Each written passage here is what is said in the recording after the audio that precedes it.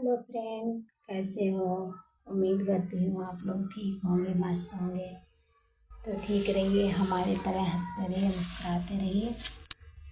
आज आप लोगों को एक छोटी सी मानो कहानी ही है, लेकिन आज हम बेटियों के ऊपर एक कहानी आप लोगों को सुनाते हैं। अगर आप लोग मेरी बात से सहमत हो, अगर मेरी बात आप लोगों को अच्छी लगी तो लाइक, सब्सक्राइब और फॉलो करके ज़रूर बताना कि हमने सही कहा या गलत।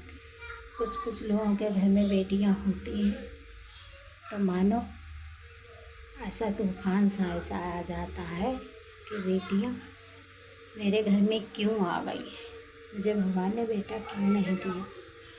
जाती हैं, मन्नत करती हैं कि हे भगवान मुझे बेटा ही देना, बेटियां ना देना।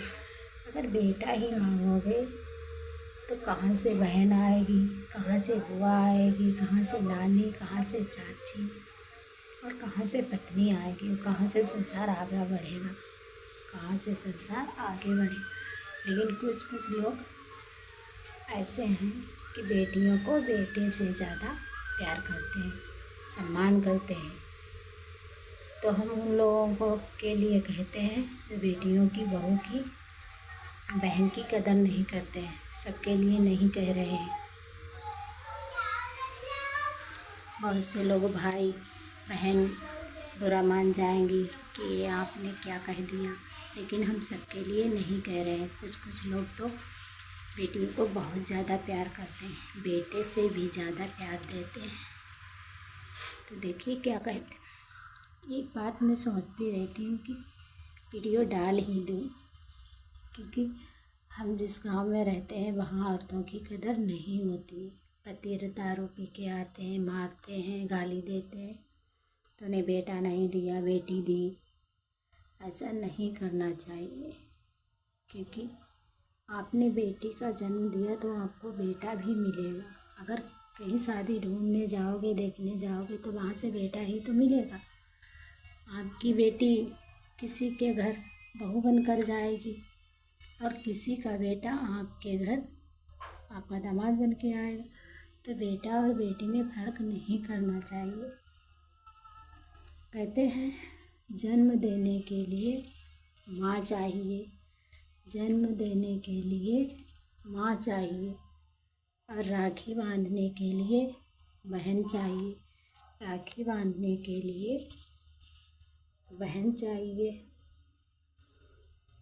प्यार करने के लिए नानी चाहिए, प्यार करने के लिए नानी चाहिए,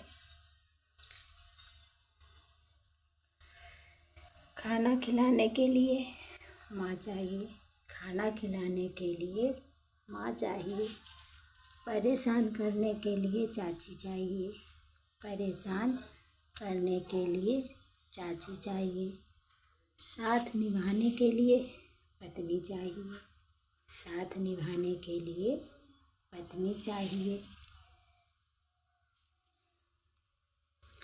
नए खिलौने, कपड़े, मिठाई, इसके लिए बुआ चाहिए।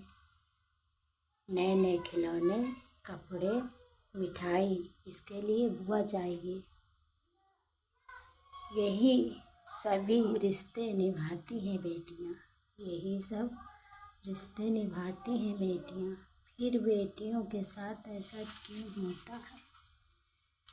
फिर बेटियों के साथ ऐसा क्यों होता है? आप लोग लाइक कमेंट करके बताना कि हर तो हक बेटियां देती हैं, चाहे सुख में हो, चाहे दुख में हो, चाहे घर में कोई कितना भी परेशान करे, मारे धोरे, लेकिन मायके में कभी नहीं बताती हैं कि मेरे साथ ससुराल वाले ऐसा करते हैं। हर सहन करती हैं बेटियां, हर सहन करती हैं बेटियां। बच्चों का, पति का, ननद का, हर किसी का कहना मानती हैं बेटियां।